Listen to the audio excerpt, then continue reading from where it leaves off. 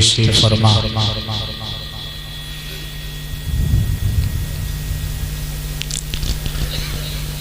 उलमाए कराम,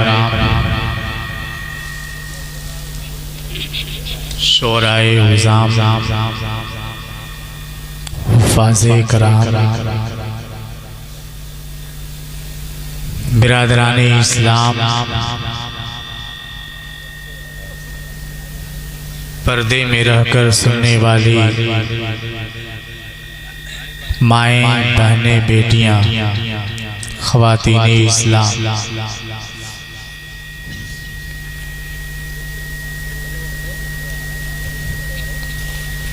और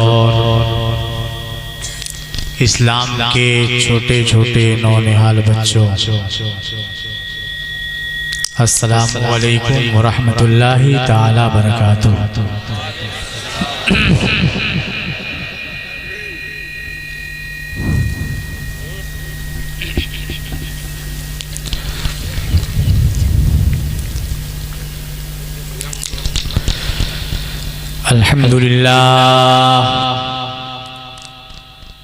अल्हम्दुलिल्लाह रब्बिल आलमीन, वस्सलातु वस्सलामु अला सय्यिदिल मुरसलीन व अला आलिहि व अस्हाबिहि अजमईन। अम्मा बाद फ़क़द क़ाल अल्लाहु तबारक व तआला फ़िल कलामिहिल मजीद वल फ़ुरक़ानिल हमीद। फ़अऊज़ु बिल्लाहि मिनश शैतानिर रजीम।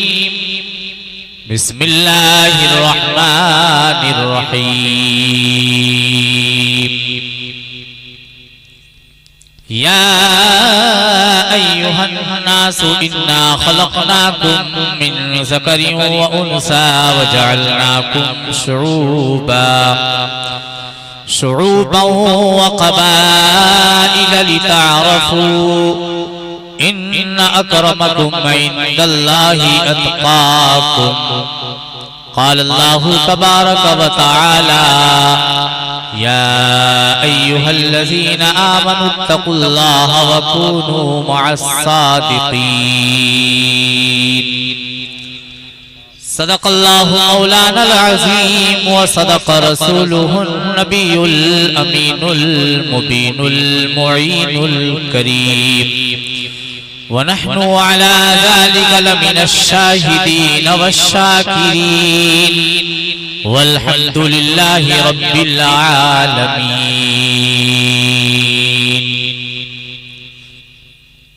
गौसे आज़म बमने बेसरो सामा मददे क़िबले दी मददे काबे ईमा मददे। आगतम भूतलम स्वागतम मंगलम स्वागतम स्वागतम है नबी मंगलम। दुखहरम सुखकरम जीवनम मंगलम। मंगलम दाता प्रादाता माहे मंगलम। है कुटी कुटी वर्णनम मुस्तकशकल परजाननम। है दीन बंधु दयानिधि अभिनंदनम सुस्वागतम। शीर्षवत्तम सर्वोत्तम प्रोत्तम प्रोसुत्तम मनोहरमती सुंदरम। मचल के बोलते हैं सुभान अल्लाह।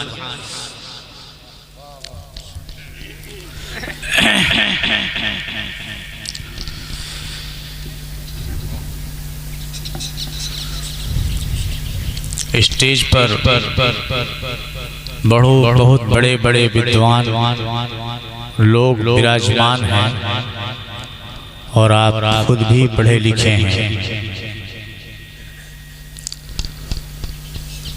संस्कृत में तकरीर बोलने पर मौजू थोड़ा सा बदल जाता है। संस्कृत में तकरीर बोलने का मतलब क्या है, पहले इसको समझना है। बोलने का मकसद सिर्फ जो है दो है। एक वहदानियत को, अल्लाह की वहदानियत को साबित करना, और हम अपने नबी सल्लल्लाहु अलैहि वसल्लम के औसाफ को बयान करना उनकी किताबों से। हमारे किताब में तो ही हम सुनते ही हैं बार बार अल्लाह की वहदानियत का जिक्र करना उनकी किताबों से कि अल्लाह एक है और हम कितने जो खुदाओं को मानते हैं वो गलत है।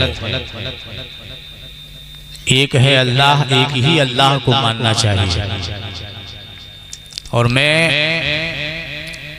इसी वजह से कभी कभी क्या होता है कि मौजू बदल जाता है। और क्या साबित करें? उनकी किताब से यही ना साबित करेंगे कि अल्लाह एक है, 5, 10, 15, 20 नहीं। अगर मैं गलत पढ़ूंगा तो आप मेरी कलाई को पकड़ लेंगे। अगर हिंदू धर्म के भाई लोग हैं, अगर हिंदू भाई लोग हैं, हिंदू धर्म के मानने वाले धार्मिक लोग या मेरी गुफ्तगू को, मेरी बातों को सुन रहे हैं, तो अगर मैं गलत पढ़ूं तो कलाई को पकड़ेंगे। लेकिन अगर मैं सच पढ़ूंगा तो कुफ्र से तौबा करें और सच को मान लें।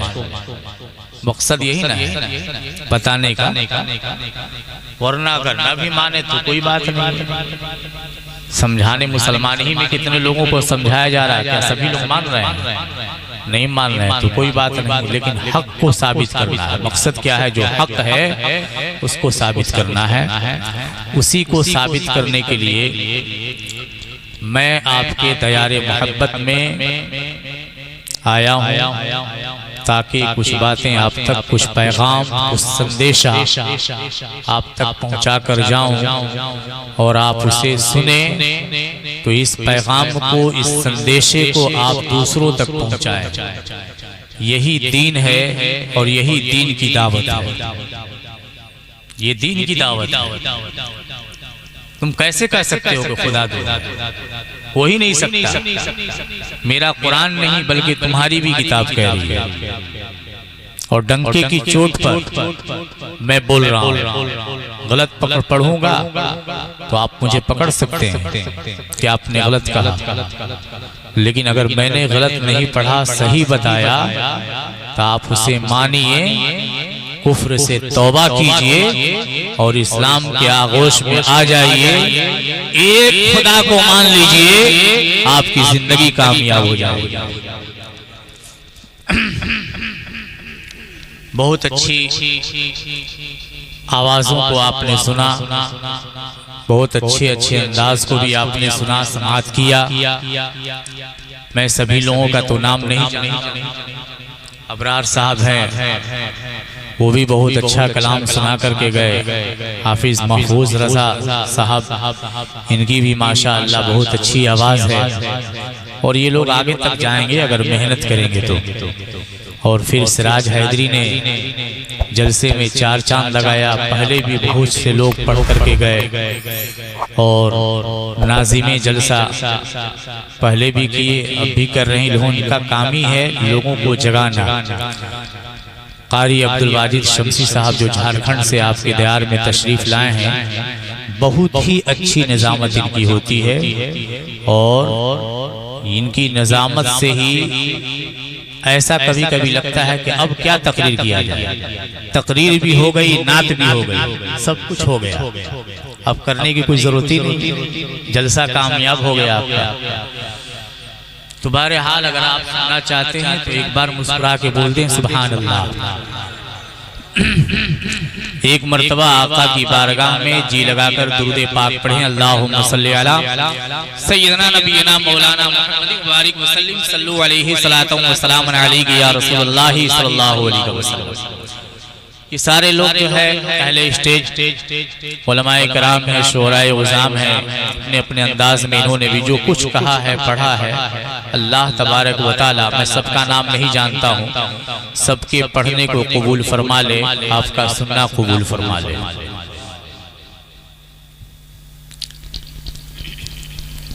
मैं समझाने के लिए ताकि बातें समझ में आ जाए। कभी कभी ऐसा होगा कि समझाने के लिए बोलता है, इंसान तो लगता है कि बोरियत महसूस हो रही है, तो मैं समझाने के लिए बोल रहा हूँ और आपसे मैं गुफ्तगू करूँगा, आपसे पूछ करके बोलूँगा। मैं बिल्कुल सामने से बातें होंगी, फिर जो है ये बात आपको समझ में आ जाएगी कि मैं कहना क्या चाह रहा हूँ, आप तक कौन सा पैगाम पहुँचाना चाहता हूँ, कौन से संदेश को आप तक पहुँचाना चाहता हूँ, ये खुद ब खुद आप समझ जाएंगे। सुनना चाहते हैं? हाथ उठाकर बोल दीजिए या रसूल अल्लाह। बेदारी का सबूत दे। देखिए सुभान अल्लाह, ये कोई आम लफ्ज नहीं है, ये तस्बीह फातिमा में से एक लफ्ज है। कहते हैं सुभान अल्लाह, तस्बीह फातिमा। और देखिए ऐसा नहीं है कि कहलवाना कोई गलत है, ये बाइसे सवाब है। आप इसी तरह से कहा करते हैं, किसको फुर्सत मिलती है, मिल रही है कि सुभान अल्लाह पढ़ेगा। सब आदमी अपने काम धंधे में लगा हुआ है, कुछ लोगों को छोड़ करके कौन तस्बीह पढ़ता है। तो आपको फख्र होना चाहिए, नाज करना चाहिए कि ऐसी महफिलें होती हैं तो उलमा और शोरा आपसे सुभान अल्लाह कहलवा लेते हैं। अलग बात है पूरा नहीं सुभान अल्लाह तो कहलवाते हैं, तस्बीह फातिमा का एक ही टुकड़ा सही। और मेरे नबी ने कब फरमाया था मालूम है? देखिए वो उनका भी जवाब नहीं हो पाया था। भाईजान ने जो पूछा था कि मरने के बाद जो है माँ का और हम पर क्या हक रह जाते हैं, तो मैं इंशाअल्लाह उसको भी बयान करूंगा, अधूरी बात नहीं पूरी हो जाए। मेरे नबी सल्लल्लाहु अलैहि वसल्लम पर एक मौका ऐसा था कि जब बहुत सारी लौंडियां थी, कनीजें थी, गुलाम थे, हजरत फातिमा ज़हरा रज़ी अल्लाह ताला अन्हा चक्की चलाते चलाते थक जाती, हाथ फट जाता, विरम पैदा हो जाता, सूजन पैदा हो जाती, पानी ढोते ढोते चलते चलते काम करते करते परेशानी इतनी ज्यादा बढ़ जाती कि आपको थकावट सी महसूस होती। हजरत फातिमा ने एक मर्तबा अपने सरताज से कहा, ऐ मेरे सरताज अली मुर्तजा, आप अब्बा जान के पास जाएं, शहनशाह कौनैन के पास जाएं, बहुत सारे गुलाम हैं, बहुत सारी कनीजें हैं, उनमें से कुछ अगर हमें दे दें, वो अता कर दें तो मेरी मेहनत कुछ कम हो जाएगी। मुस्तफ़ा जाने रहमत सल्लल्लाहु अलैहि वसल्लम ने जब इस चीज को सुना तो आप चल करके अपनी बेटी के घर तशरीफ लाए और फरमाया, ऐ फातिमा तुम्हें थकावट हो जा रही है, तुम तकलीफ में मुब्तला हो जा रही हो, तुम्हें परेशानी हो जा रही है। कहा हाँ, उनमें से कुछ गुलाम दे देते, कुछ कनीजें अता फरमा देते। मुस्तफ़ा जाने रहमत सल्लल्लाहु अलैहि वसल्लम का फरमाने आली शान सुनिए और कुर्बान हो जाइए। आप फरमाते हैं, ऐ मेरी बेटी, अगर थकावट हो जाए, अगर परेशानी में मुब्तला हो जाओ, अगर दिल तुम्हारा थोड़ा कमजोर होने लगे, दिल की धड़कन बढ़ जाए, तो याद करो तुम सुभान अल्लाह, अल्हम्दुलिल्लाह, अल्लाहु अकबर का विर्द कर दिया करो। और मेरे नबी ने तादाद भी बता दिया, सुभान अल्लाह को 33 बार, अल्हम्दुलिल्लाह को भी 33 बार, अल्लाहु अकबर को 34 बार। इसका विर्द करो, थकावट भी दूर हो जाएगी, परेशानियों का खात्मा भी हो जाएगा। तो सुभान अल्लाह कहने में फायदे हैं कि नहीं? आप कहाँ कहते हैं ऐसे? मैं आपसे कह रहा हूँ तो कह रहे हैं। इसी तरह से मैंने 10 बार कहवा दिया, नाजिम साहब आए उन्होंने 10 बार कहलवा दिया, शायरे इस्लाम 10 बार कहलवा दिए, तो आप बहुत ज्यादा सवाब के हकदार बन जाएंगे कि नहीं बन जाएंगे? इस तरह से कौन बोलता है? सुभान अल्लाह बोले। चले दुरूद पाक पढ़िए, अल्लाहुम्मा सल्ली अला सय्यदना नबीना मौलाना मुहम्मद मुबारक वसल्लम सल्लल्लाहु अलैहि सलातम व सलामन अलैहि या रसूलल्लाह सल्लल्लाहु तआला अलैहि व आलिहि वसल्लम। जब कायनात नहीं बनी थी, समझिए पहले बातों, कायनात नहीं बनी थी, सिर्फ अल्लाह था। कौन था? अल्लाह। और अल्लाह ने अपने नूर से मुस्तफा के नूर को बनाया। मैं वहीं पर ले जाऊंगा आपको, जो मैंने आयत करीमा तिलावत करने का शर्फ हासिल किया है, वहीं पर ले जाऊंगा। अल्लाह था, नूर को बनाया। एक दो दिन नहीं चला, ये जमाने तक चलता रहा, जमाने तक चलता रहा। लेकिन अल्लाह तबारक व तआला ने आखिर में इंसान को बनाया, जिन्नात को बनाया, सारी चीजों को बनाया, जमीन को बनाया, आसमान को बनाया, जन्नत को, दोज़ख को बनाया, चांद को बनाया, सूरज को बनाया, सितारों को बनाया, सब कुछ बनाया। बहरहाल इंसान को बनाया। ख्याल पैदा हुआ, ऐ मेरे रब, तूने इंसान को क्यों पैदा किया? मेरे मुस्तफा पूछते हैं, हजरत मूसा अलैहिस्सलाम ने भी अपने जमाने में पूछा, ऐ मेरे रब, तूने इंसान को क्यों बनाया? इंसान को बनाने की जरूरत क्यों पड़ गई? आखिर इसकी वजह क्या है? तो मेरा रब फरमाता है, ऐ मेरे बंदे, ऐ मूसा पैगंबर, ऐ मेरे नूर मुस्तफा जाने रहमत, सुनो, मैंने इंसान को इसलिए बनाया, इसलिए कि मैं जो है अनजाना सा था, मैं जो है छुपा हुआ खजाना था, मुझे कोई जानता नहीं था और जानता भी नहीं, मैं किसी को बनाता ही नहीं, तो जानता कैसे, मैं पहचाना कैसे जाता कि मैं भी किसी का रब हूँ, मैं भी किसी का पालनहार हूँ, मैं भी किसी का ईश्वर हूँ, किसी का प्रभु हूँ, परमात्मा हूँ। अपने अपने लहजे में जो कहिए, लेकिन हमें ईश्वर कहने का हुक्म नहीं है, हमें खुदा कहना है, हमें अल्लाह कहना है, हमें रब कहना है, हमें रब्बुल आलमीन कहना है, गफ्फार क़हार कहना है, कादिर कहना है। बहरहाल रब ने फरमाया, मैं छुपा हुआ खजाना था, मैंने चाहा कि मैं पहचाना जाऊं। अपनी पहचान के लिए ऐ मुस्तफा, मैंने आपके नूर को बनाया, आपके नूर से जमीनों आसमान को बनाया, चांदो सूरज सितारों को बनाया, जन्नतों दोज़ख को बनाया, इंसान को बनाया, जिन्नात को बनाया, इसलिए ताकि ये मेरे बंदे जमीन पर जाएं और मुझे पहचाने कि मैं रब हूँ। मैंने इंसान को बनाया, मैंने जिन्नात को बनाया।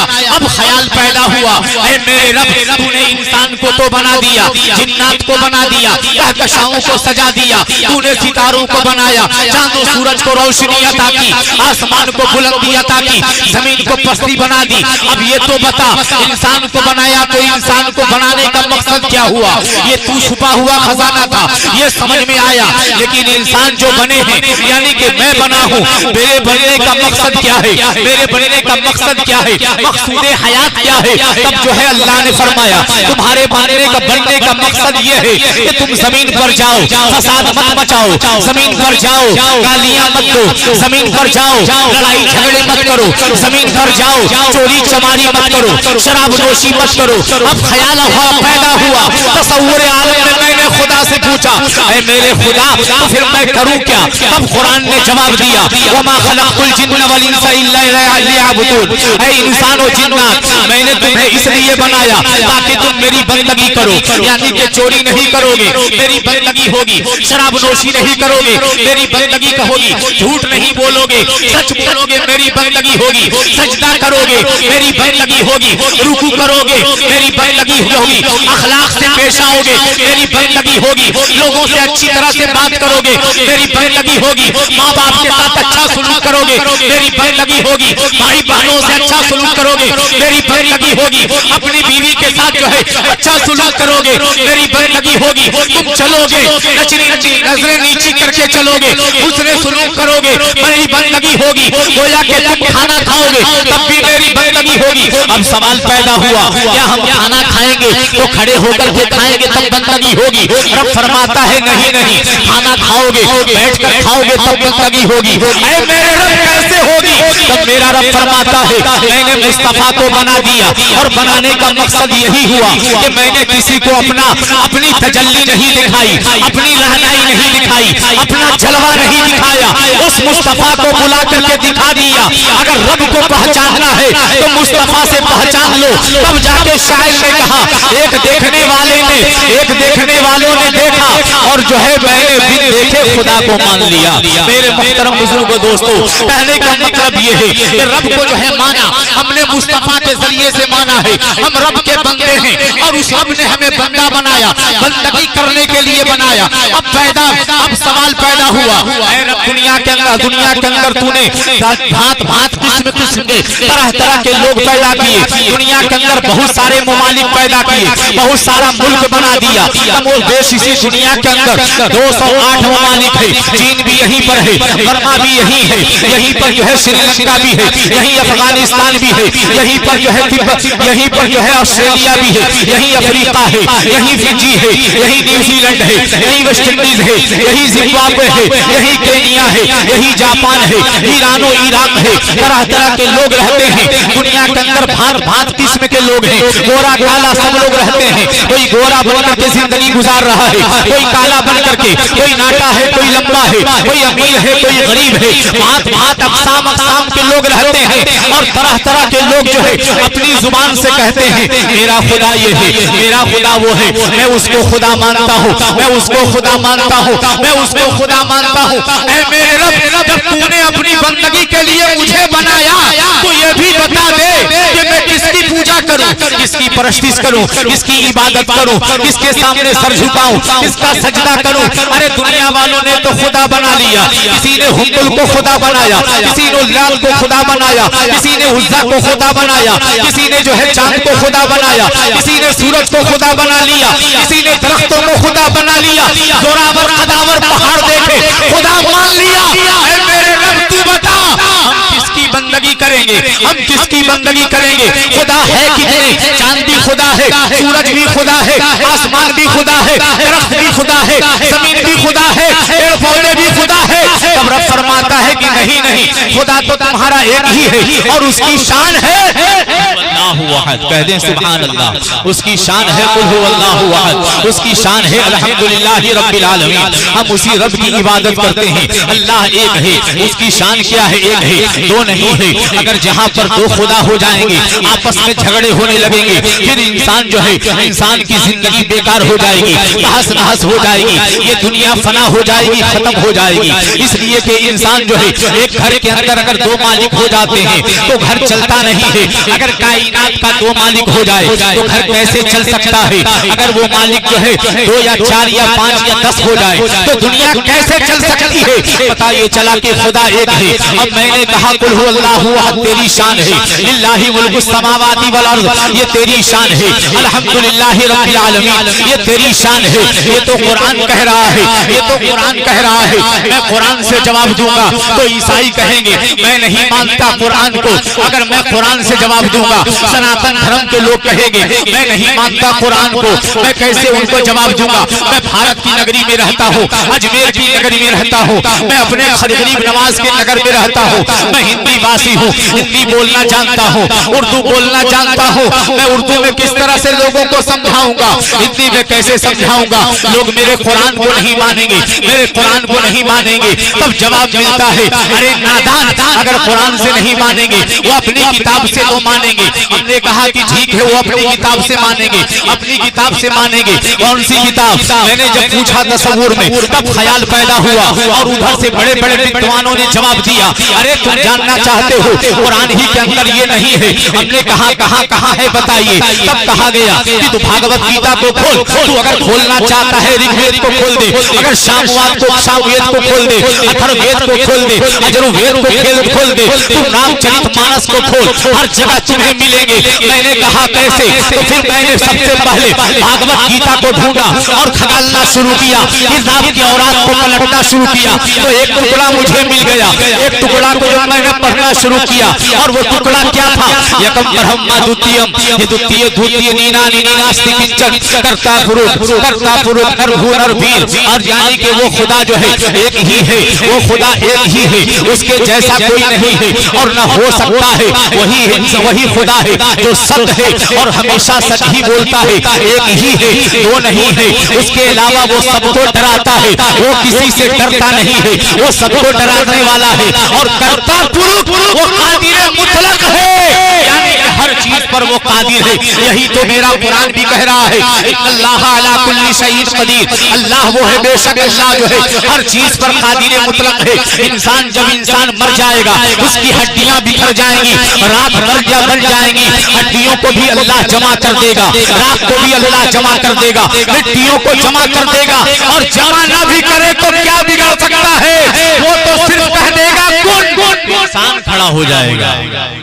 नारे तकबीर, नारे रिसालत, जश्न ईद मिलादुन नबी, हजरतुल अल्लाम हजरत अल्लामा व मौलाना हजरत हाफिज व कारी अब्दुल कादिर कादरी साहब क़िबला।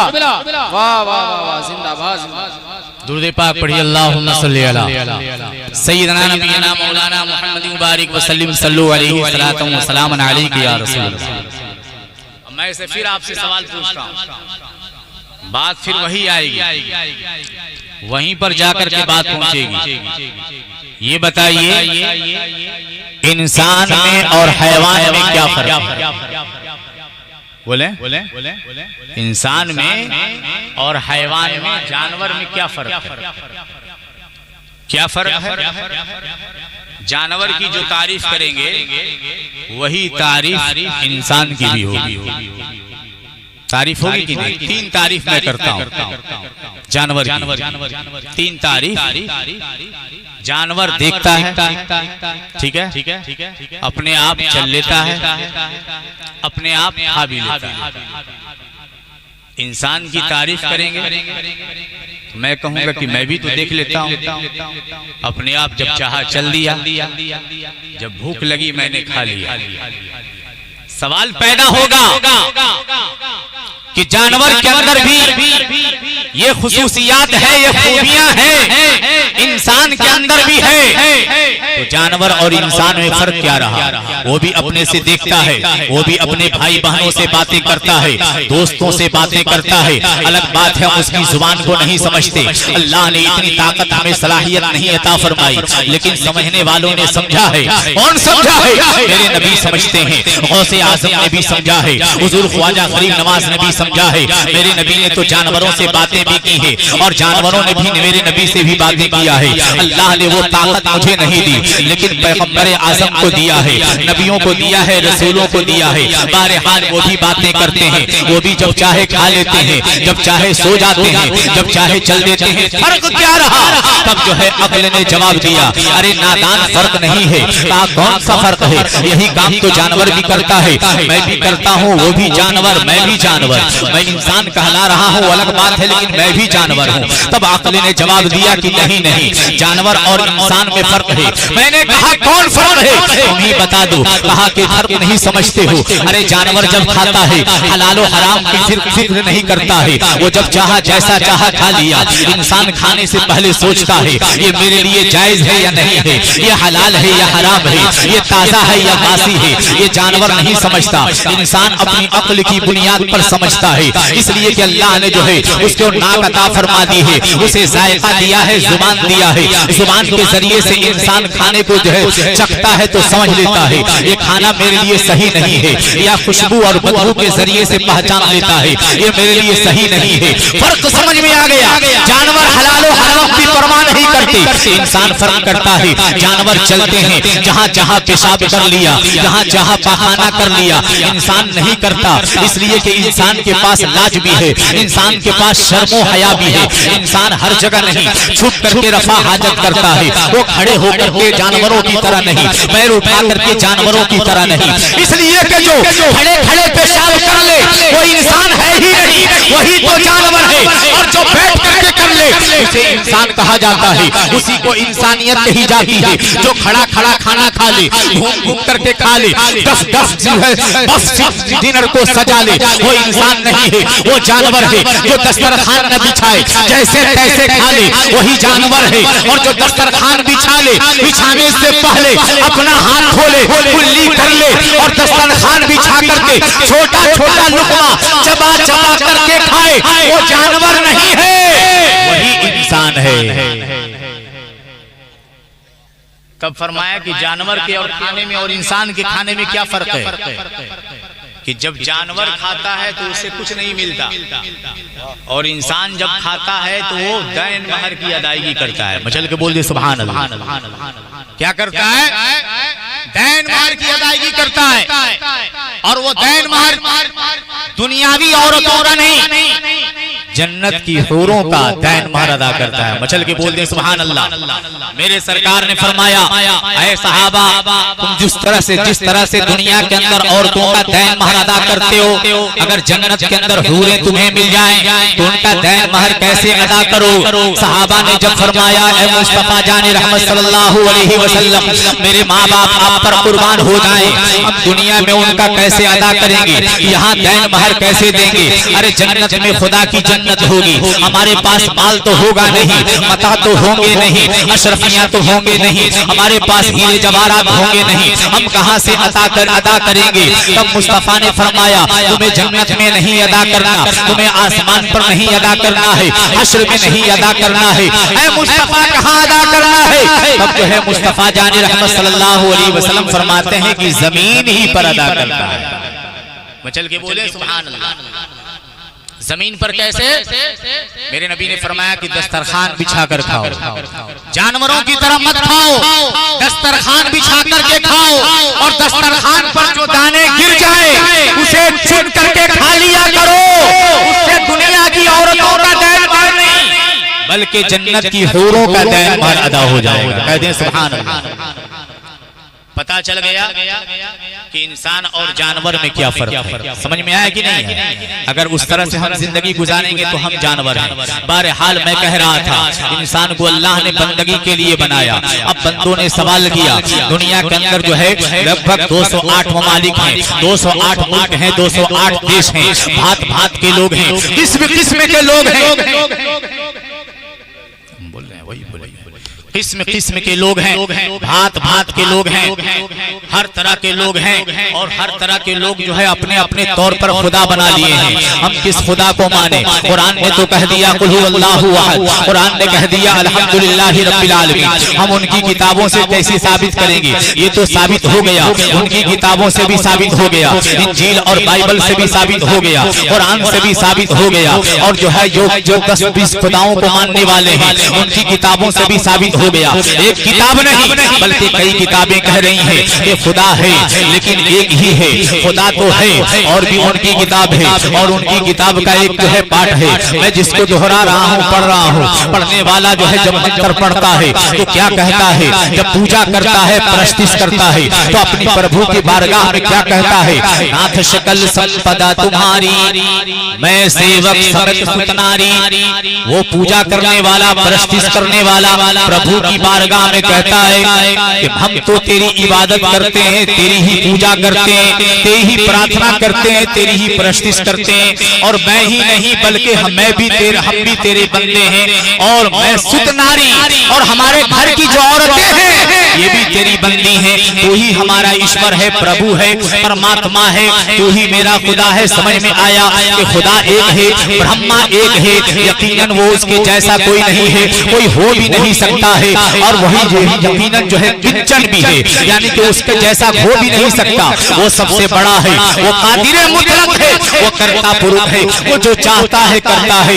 ये मेरी किताब भी कह रही है, उनकी किताब भी कह रही है। अब सवाल पैदा हो गया, उन्होंने भी मान लिया कि खुदा एक है, उन्होंने भी माना, हमने भी माना, सारे मजहब के लोगों ने माना कि खुदा एक है। अब मैंने पूछना शुरू किया, जब खुदा एक है और सब लोग सब खुदा को एक ही मानते हैं, तो ऐ खुदा तू ही बता दे, तेरी शक्ल कैसी है, तेरी सूरत कैसी है, तू देखने में कैसा लगता है, तेरा चेहरा कैसा है, तेरी आंखें कैसी है, तेरी नाक कैसी है, तेरा हाथ कैसा है, तेरा पैर कैसा है। दुनिया के अंदर लोगों ने खुदाओं के अलग अलग हाथ बना रखे हैं, अलग अलग पैर बना रखे हैं, अलग अलग आंखें बना रखी हैं। ऐ खुदा तेरा हाथ कैसा है, तेरी आंखें कैसी हैं, तेरा चेहरा कैसा है? तब कुरान ने जवाब दिया, कुरान ने कहा कि अल्लाह की आंख नहीं है, अल्लाह जो है देखता जरूर है, लेकिन अल्लाह जो है आंख से पाक है, जिस्मो अजसाम ही से पाक है, और जब जिस्मो अजसाम से पाक होगा तो उसकी आंखें भी नहीं होगी, उसकी जुबान भी नहीं होगी, उसका मुंह भी नहीं होगा, उसका चेहरा भी नहीं होगा, और जो है अल्लाह ने उसकी तारीफ बयान फरमा दी। कुल हु अल्लाहु अहद अल्लाहु समद लम यलिद वलम यूलद वलम यकुल लहू कुफुवन अहद। अल्लाह वो है जो किसी से पैदा ही नहीं हुआ है, न उससे कोई पैदा ही नहीं हुआ है। जब वो पैदा नहीं हुआ है तो उसकी आंख कहां से हो सकती है? वो जिस्मों अजसाम से पाक है। अल्लाह बेनियाज है, अल्लाह कुदरत वाला है। अल्लाह की शान ये है कि तुम जो है जिस्मों अजसाम वाला मत बनाओ, बल्कि अल्लाह हर जगह मौजूद है लेकिन बगैर जिस्म के है। वो देखता है लेकिन बगैर आंख के देखता है। वो बोलता है बगैर जुबान के बोलता है। अब ये तो समझ में आया, ये कुरान कह रहा है, हमारी हदीस कह रही है। हम उन हिंदू धर्मों को क्यों कैसे बताएंगे, सनातन धर्म के लोगों को इस कैसे समझाएंगे? वो तो कह देंगे कि हम कुरान को नहीं मानते। तब मुझे समझ में नहीं आया, पढ़ता पढ़ता जो है मैं इसी तरह से लेटा हुआ था। अचानक तुलसीदास जी ख्वाब में आए और आकर के जब आए तो मैंने पूछा, तुलसीदास जी आप ही बता दीजिए, आप हिंदू धर्म के बड़े राइटर हैं और आपकी किताब बड़ी मशहूर है, रामचरितमानस के राइटर हैं और बहुत अच्छे राइटर हैं। सब लोग आपके गुण को गाया करते हैं, सब लोग आपको अपना मसीहा मानते हैं, सनातन धर्म के लोग आपको मसीहा मानते हैं।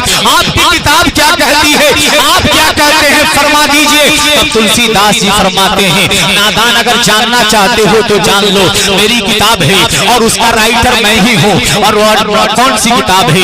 रामचरितमानस बहुत मशहूर किताब है और कोई उस पर जो है हिंदू धर्म के लोग नोखा नहीं निकाल सकते। बहुत अच्छे राइटर है, बहुत अच्छी किताब है। कहा कि इसको ढूंढा नहीं, तो कहा कि नहीं ढूंढा, कहा कि पढ़ना शुरू कर। जब मैंने पढ़ना शुरू किया तो पढ़ते पढ़ते मुझे वो इबारत मिल गई जिसमें खुदा की शान को बताया गया। वो इबारत कौन सी है? जब मैंने पढ़ना शुरू किया वो इबारत ये है, पद बिन चलई सुनई बिन काना, कर बिन करम करई विधनाना, आनंद रहित सकल रस भोगी, बिन बाड़ी मत्ता बड़ जोगी, तक बिन स्पर्श नयन बिन देखा। मैंने पढ़ा और उसका तर्जुमा शुरू किया। पद बिन चलई यानी कि खुदा वो है जिसके पैर नहीं है लेकिन वो चलते हैं, चलता है। खुदा वो है जिसकी आंख नहीं है लेकिन वो देखता है। खुदा वो है जिसका हाथ नहीं है लेकिन वो करता है। खुदा वो है जिसकी जुबान नहीं है लेकिन वो बोलता है। तन बिन बुरस परस नयन बिन देखा,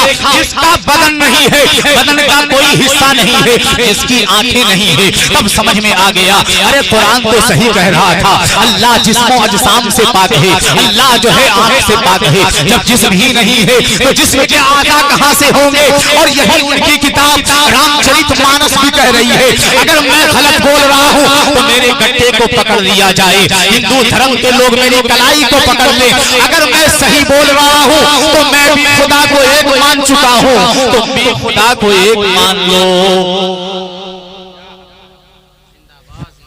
दुरूद पाक पढ़िए, अल्लाहुम्मा सल्ली अला सय्यिदना नबियना मौलाना मुहम्मद मुबारक वसल्लम सल्लल्लाहु अलैहि सलातु व सलाम अलैका या रसूलल्लाह सल्लल्लाहु तआला अलैहि वसल्लम। डंके की चोट पर कह सकते हैं कि नहीं कह सकते? मेरी किताब मत मानो, हम अपनी किताब को हम मानेंगे, मैं ईमान रखूंगा, लेकिन आप अपनी किताब को मानिए। खुदा एक है, ब्रह्मा एक है, दो नहीं, एक ही है। उसके जैसा कोई हो भी नहीं सकता और उससे बड़ा भी कोई नहीं हो सकता है। तो मैंने क्या कहा, आपको अल्लाह ने इंसान बनाया, बंदगी के लिए बनाया, इंसान और जिन्नात को इबादत के लिए बनाया। लेकिन अगर इबादत नहीं करेंगे तो बताइए हम बंदा कहलाने के लायक होंगे? नहीं ना होंगे।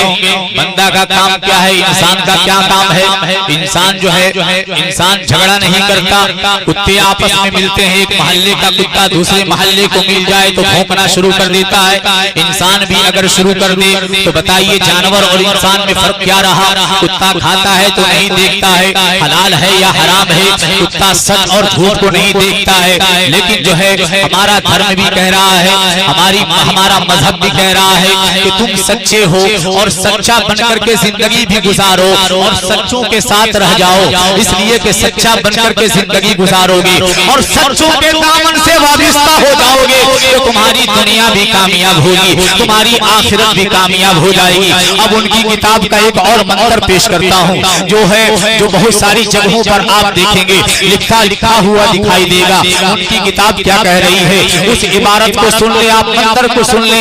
उनकी किताब कह रही है, ये तो धर्मा ततो जया नासी सत्य प्रो धर्मा प्रो कर्म प्रो पराक्रम पुरनीतियम पुरपीदनम धर्म रक्षा पपाए धर्मिकम विद्या ततीमीनम। सुभान अल्लाह बोल दीजिए। उनके धर्म की किताब है और जो है इबारत ये मंत्र बता रही है कि धर्म वाले लोग कैसे होते हैं और उनको कैसा होना चाहिए।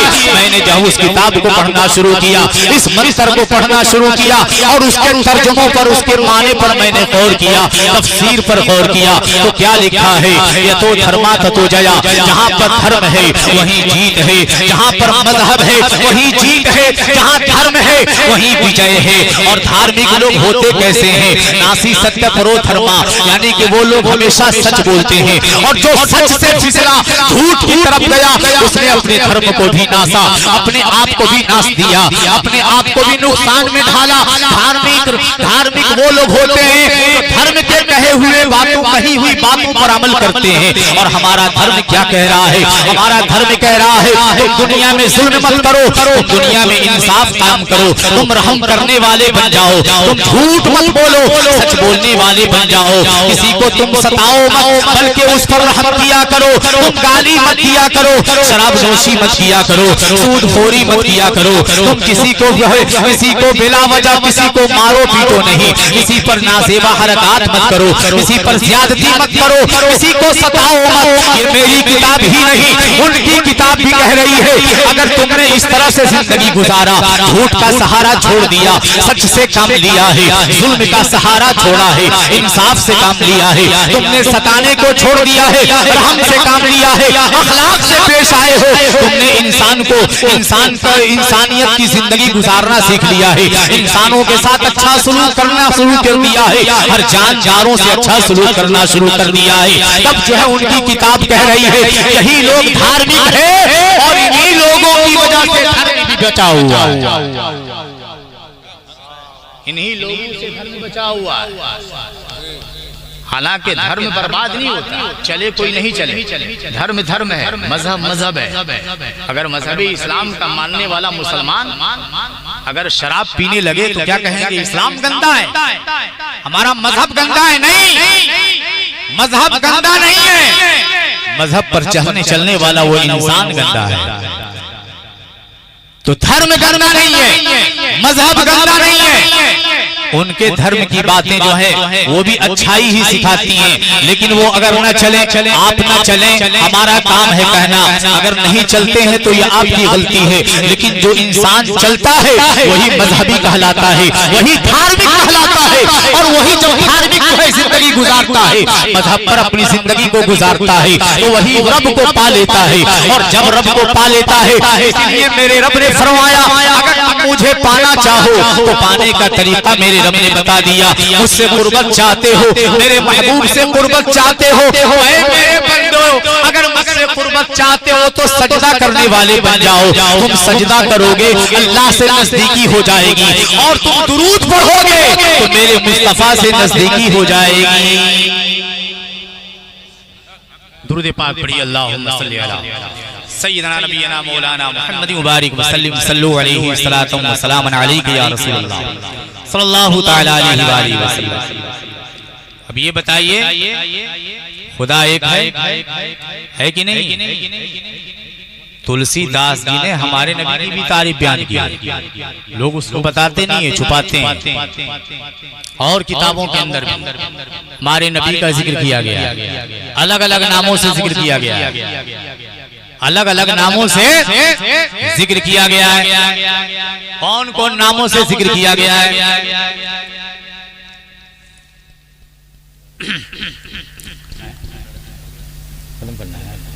अच्छा आखिरी बात, एक दो बार और सुन लीजिए। मैं समझ रहा हूँ कि आपको नींद आ रही है, मैं ज्यादा वक्त नहीं लूंगा आपका। हाँ नहीं पीजिए मत